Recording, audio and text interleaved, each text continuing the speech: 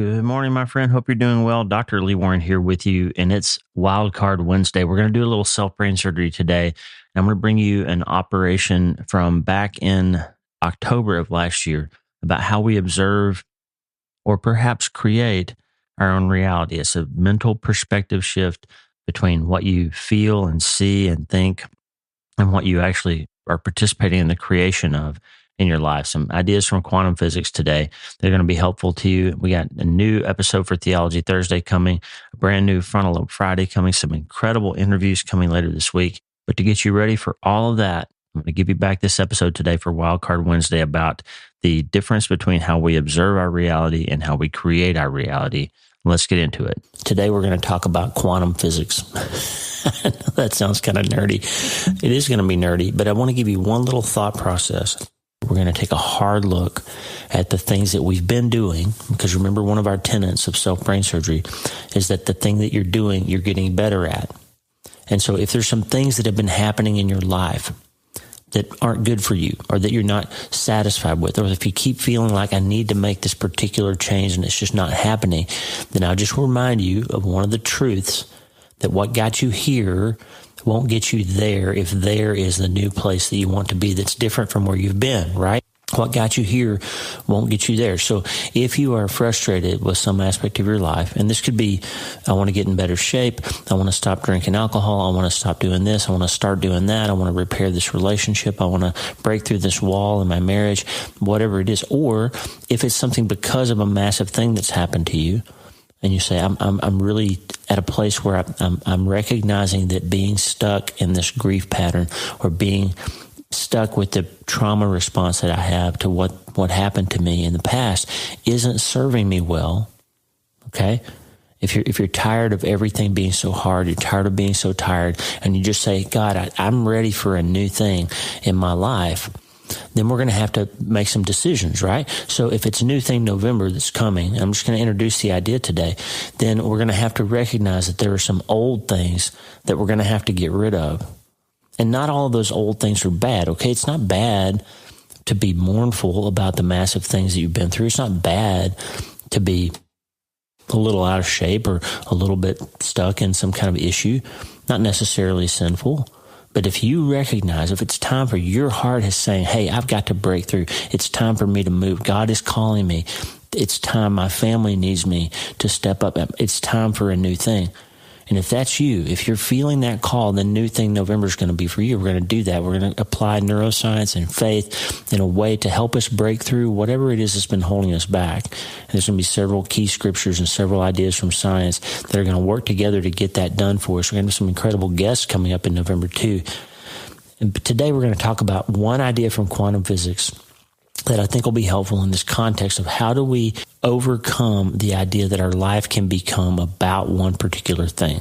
And we talked a lot in my new book, Hope is the First Dose, about how grief can become an idol, about how certain things in our lives can become bigger and more powerful than God. And I want to give you a concept from quantum physics that'll help you to understand that a little bit more clearly. And it's something to do about it that's also from quantum physics, okay? How we can hold two realities in tension between each other. In just a few minutes, I'm going to tell you about yesterday. I want some cool things that happened yesterday. And we're going to do all that in about, 20, 25 minutes. I want to give you some context and some precepts and some ideas. And we're going to start with quantum physics. And I'll tell you why in just a minute. And before we do any of that, I have one question for you. Hey, are you ready to change your life? If the answer is yes, there's only one rule. You have to change your mind first. And my friend, there's a place where the neuroscience of how your mind works smashes together with faith and everything starts to make sense. Are you ready to change your life? Well, this is the place, Self-Brain Surgery School. I'm Dr. Lee Warren, and this is where we go deep into how we're wired, take control of our thinking, and find real hope. This is where we learn to become healthier, feel better, and be happier. This is where we leave the past behind and transform our minds. This is where we start today. Are you ready? This is your podcast. This is your place. This is your time, my friend. Let's get after it.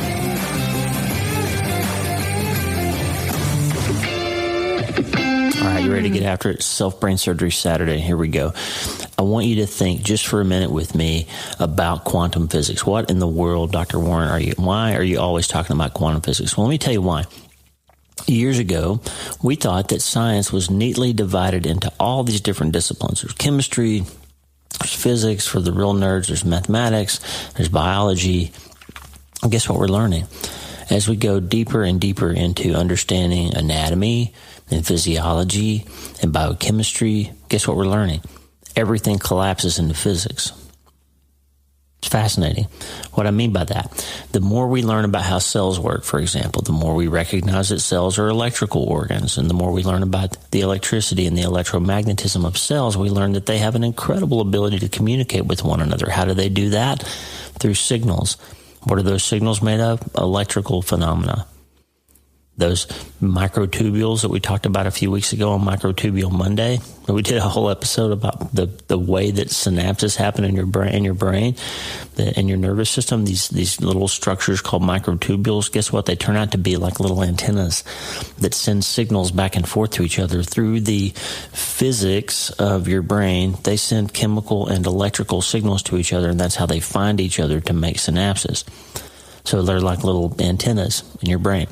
And that all comes down to electrical engineering, which is based upon physics. So everything in your body turns out really at the base of it to be physics. And that shouldn't surprise us, because right there in the first page of the Bible, God says, what's one of the first things we hear? Fiat lux, let there be light, right? God is a chemical engineer.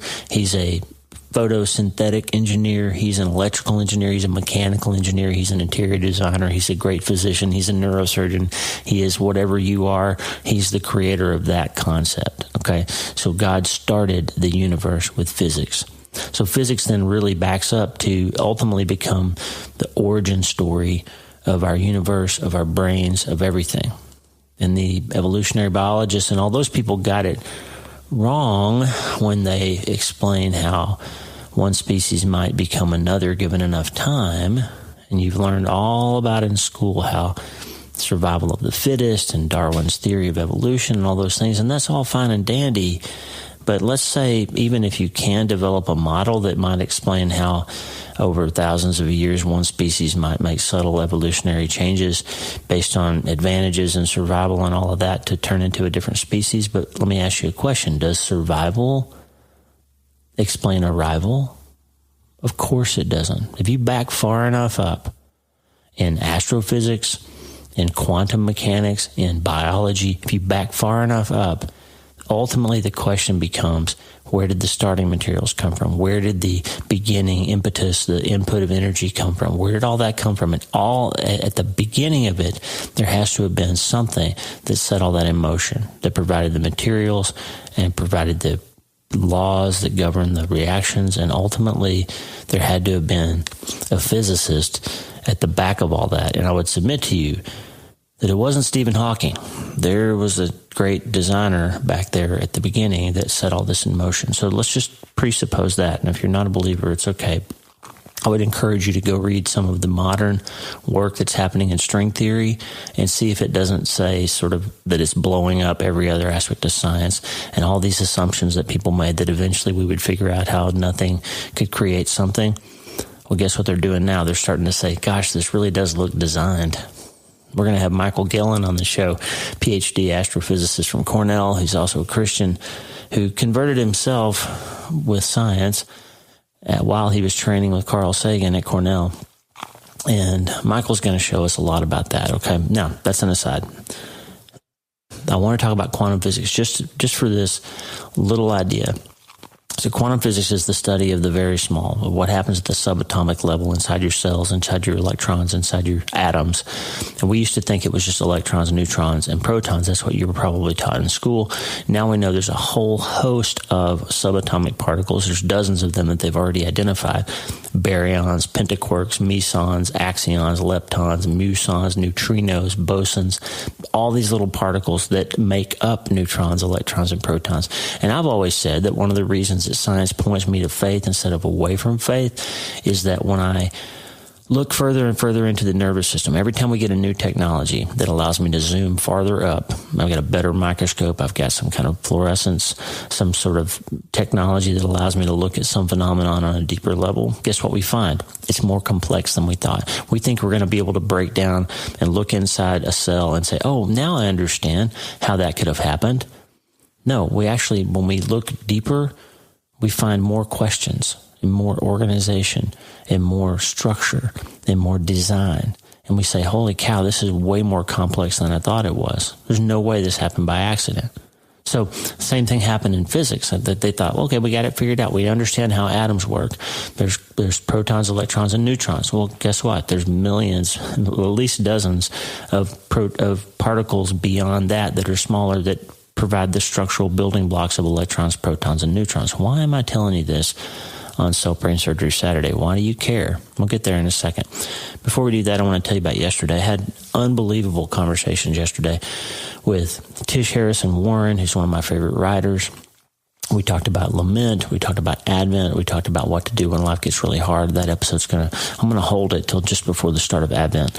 We're going to have 2 episodes about Advent shortly together, right before we get there on the calendar. It's going to be incredible. So we have that. Had an incredible conversation with Greg Pruitt, who for years has been the president of an organization called Pioneer Bible Translators. These people go out, they serve in the mission field. They get to know a culture that doesn't have a written language.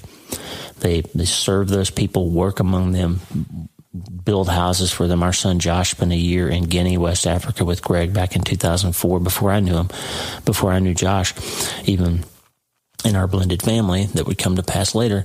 Josh served a year after high school in Guinea, West Africa with Pioneer Bible Translators, with Greg Pruitt, working side by side, building huts and providing medical care and teaching people hygiene and first aid and all kinds of things, hunting for them.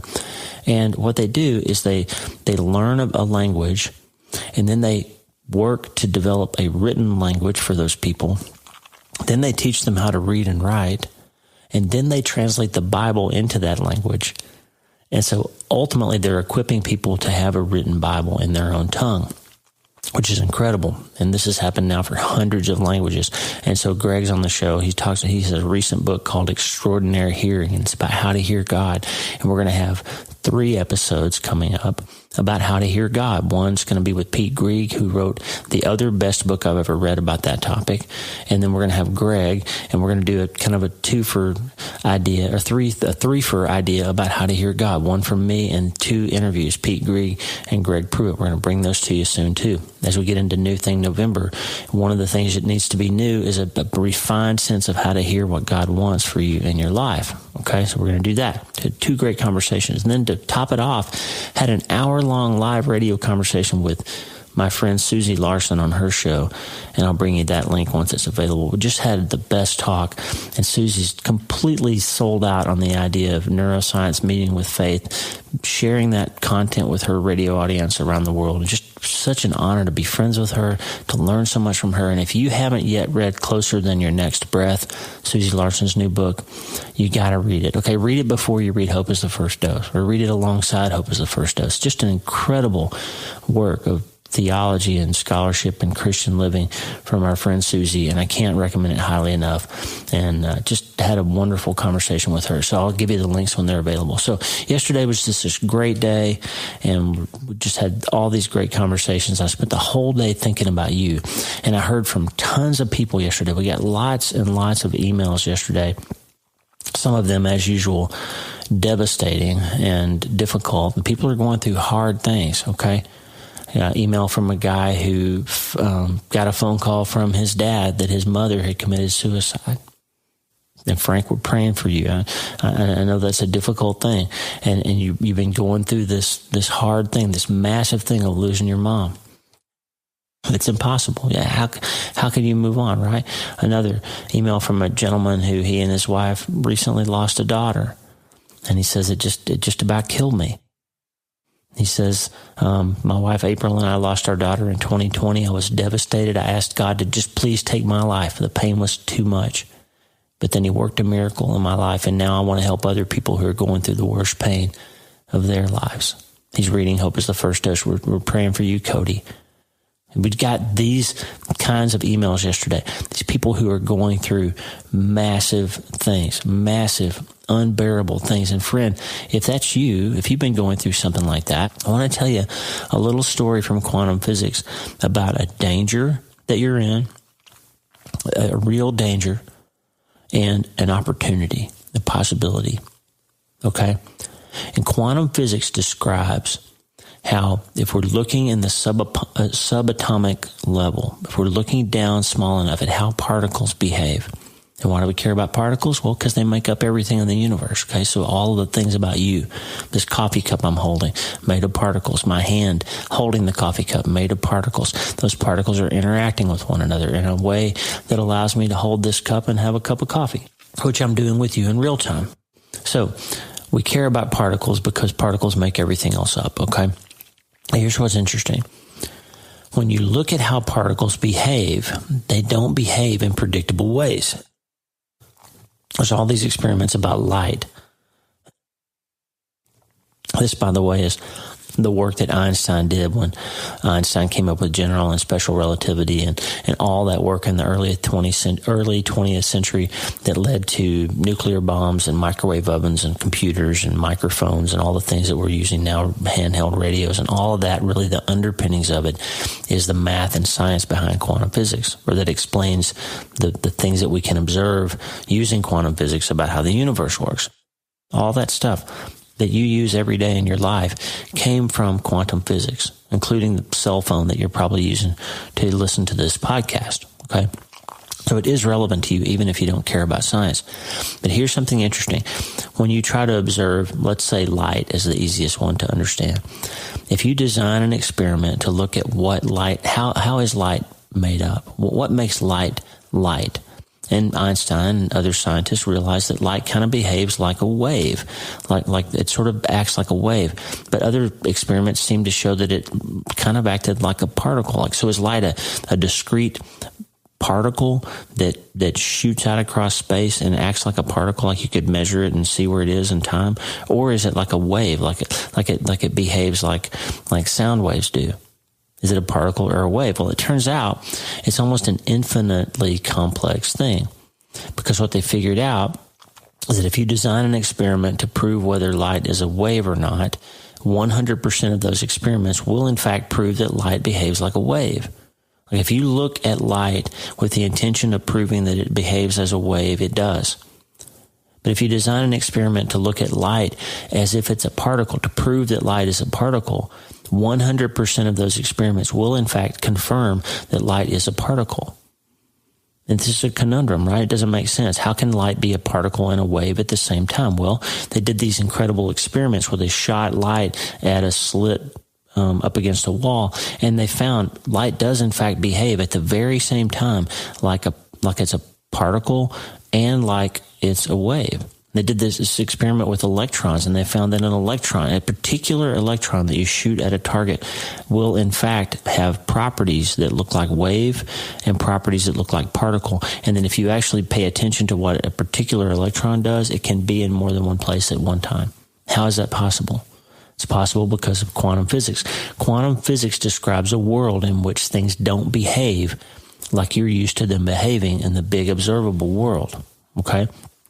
Why do you care about that? Well, let me tell you. There's a thing in quantum physics that they have discovered that's called possibility waves. Okay? When you think about a particular thing, an electron, a wave of light, an event that may or may not happen, when you think about it, there are infinite possibilities of what could happen. Okay? The famous one is a guy named Schrodinger who described a box in which there's a cat and a vial of poison, and until you open the box, it's possible that the cat is dead because it drank the poison, or it's possible that the cat is alive because it did not. And until you open the box, both of those things are equally probable. But once you open the box, you see there is either a live cat or a dead cat. And now the probabilities have collapsed into one reality. Okay? But in the quantum physics world, the act of observation is what makes the thing happen. It's the observer that turns out to be influencing the event. happening. That doesn't seem to make sense, because you would say, well, if a tree falls in the forest, it makes a sound whether or not somebody's there to hear it, right? That old conundrum. But in the quantum world, phenomena and space and time are affected by the observer. All possibilities exist in the quantum field, but it's the act of observation that collapses them into probability. There's a quote in this book, Genie in Your Genes by Dawson Church, from a quantum physicist named Amit Goswami.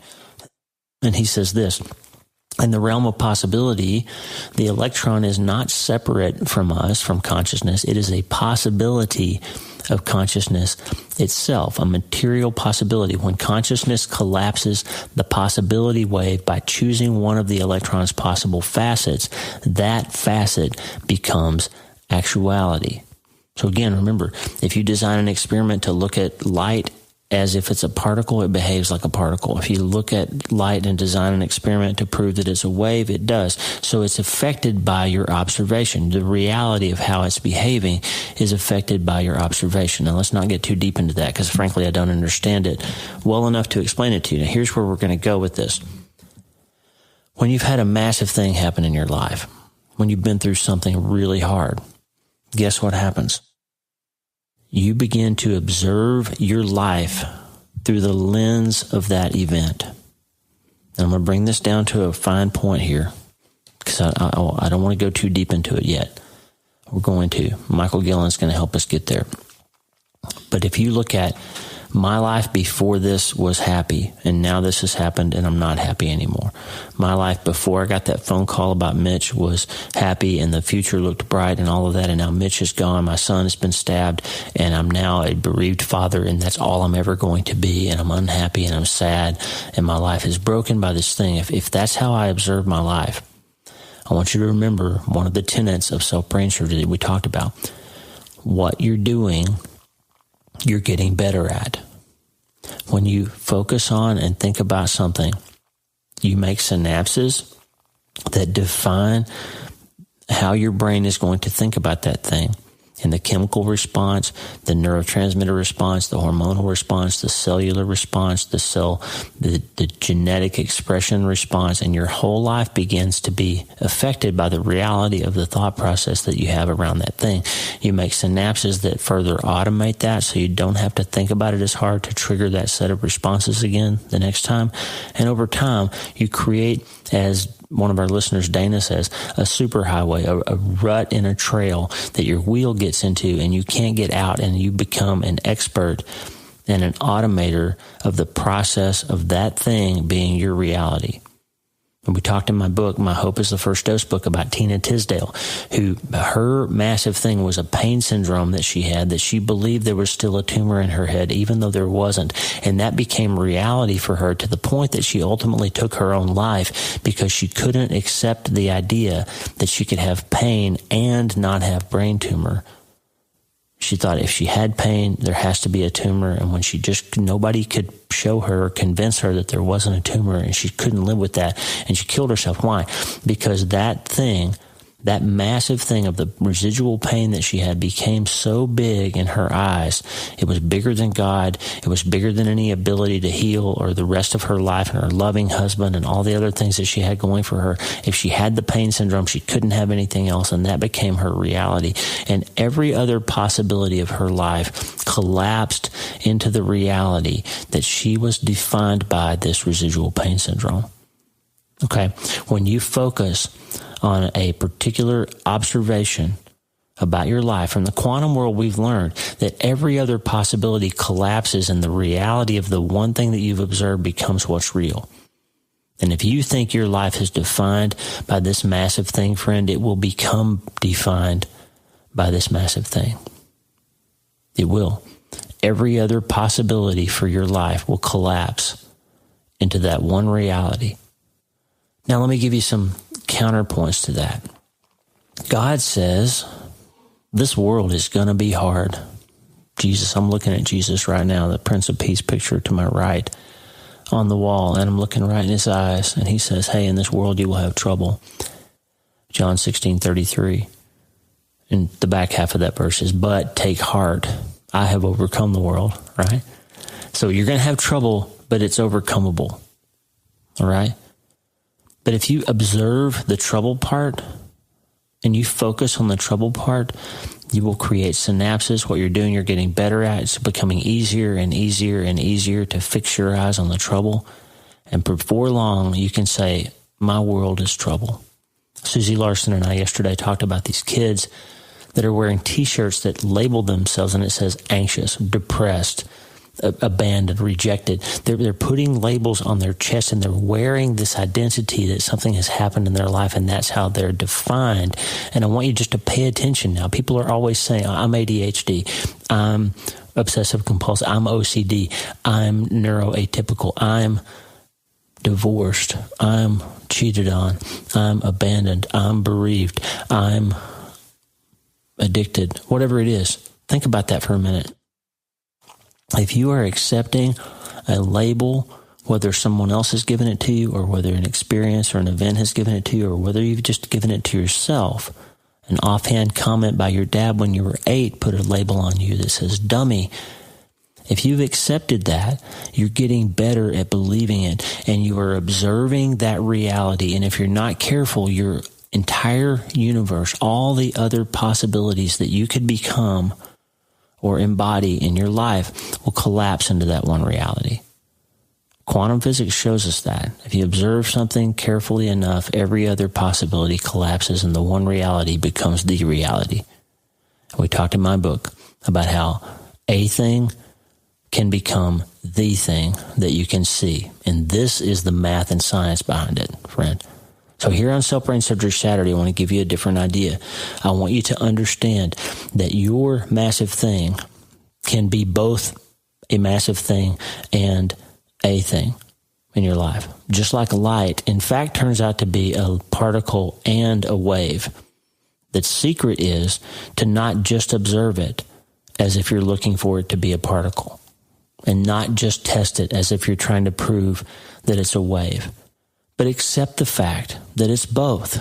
Jesus not only said that in this world you will have trouble, he also said, take heart, I've overcome the world. He didn't only say in John 10:10 that the thief comes to steal and kill and destroy, because your life could collapse into that. I've been stolen from, I've been killed, I've been destroyed, I've been cheated on, I've been hurt, I've been cancered, I've been bankrupted, I've been pandemicked, I've been fired, I've been abandoned, I've been overlooked. Your world could collapse, and that could become the only reality that you can see. But guess what? It's almost New Thing November.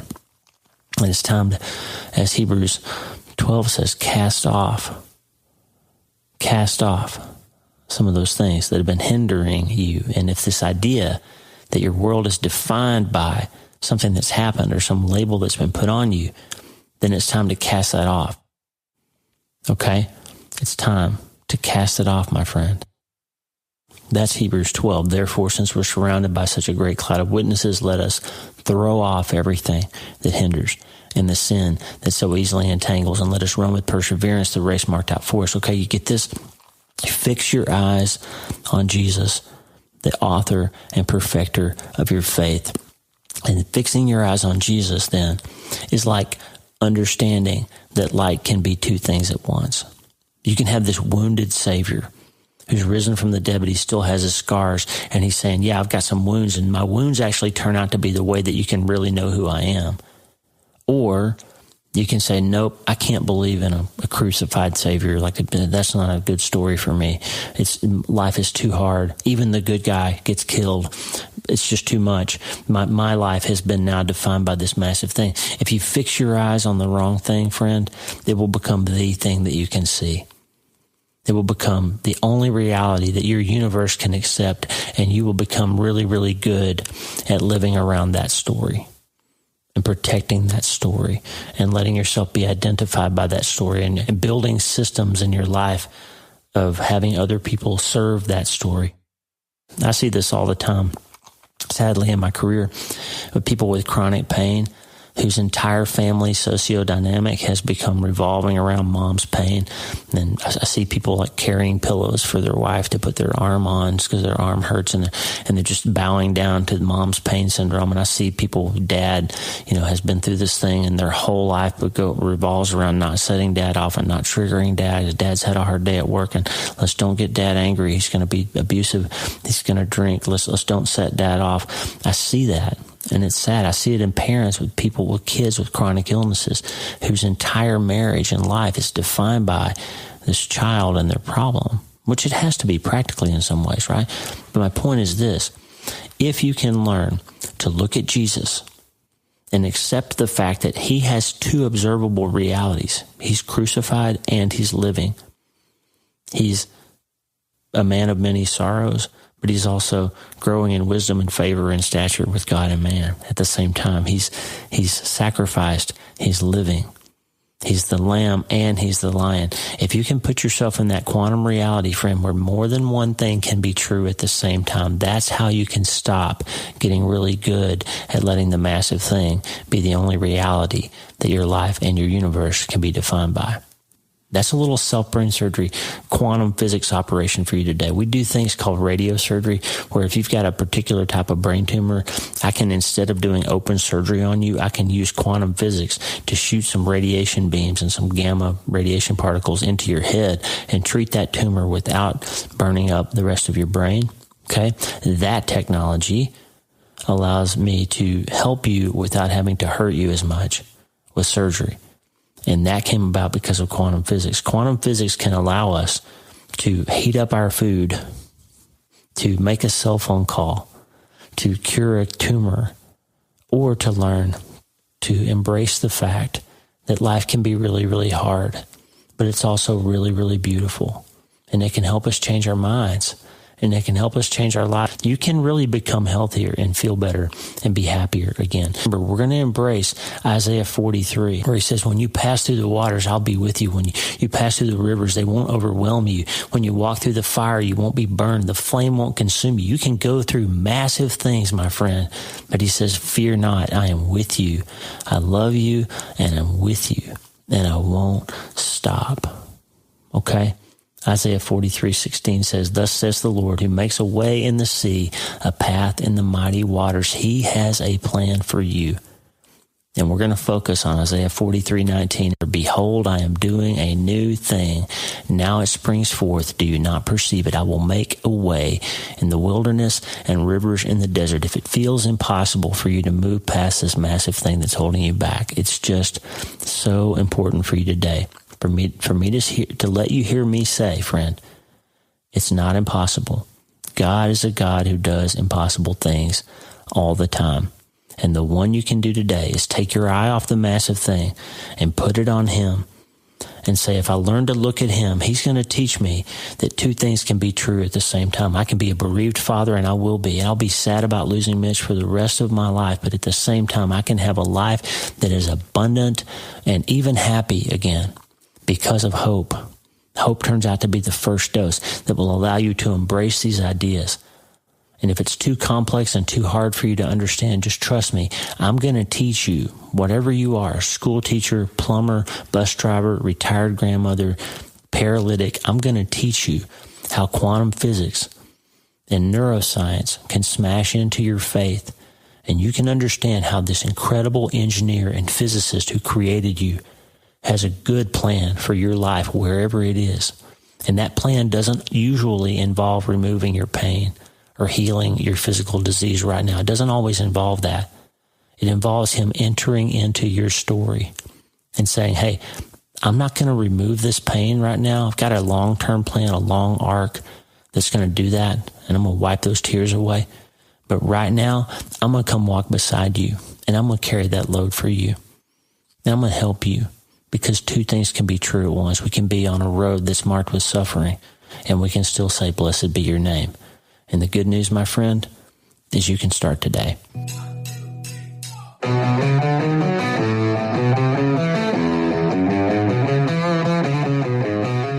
Hey, thanks for listening. The Dr. Lee Warren podcast is brought to you by my brand new book, Hope is the First Dose. It's a treatment plan for recovering from trauma, tragedy, and other massive things. It's available everywhere books are sold, and I narrated the audiobook if you're not already tired of hearing my voice. Hey, the theme music for the show is Get Up by my friend Tommy Walker, available for free at TommyWalkerMinistries.org. They are supplying worship resources for worshipers all over the world to worship the Most High God. And if you're interested in learning more, check out TommyWalkerMinistries.org. If you need prayer, go to the prayer wall at wleewarrenmd.com/prayer, wleewarrenmd.com/prayer, and go to my website and sign up for the newsletter, Self-Brain Surgery, every Sunday since 2014, helping people in all 50 states and 60-plus countries around the world. I'm Dr. Lee Warren, and I'll talk to you soon. Remember, friend, you can't change your life until you change your mind. And the good news is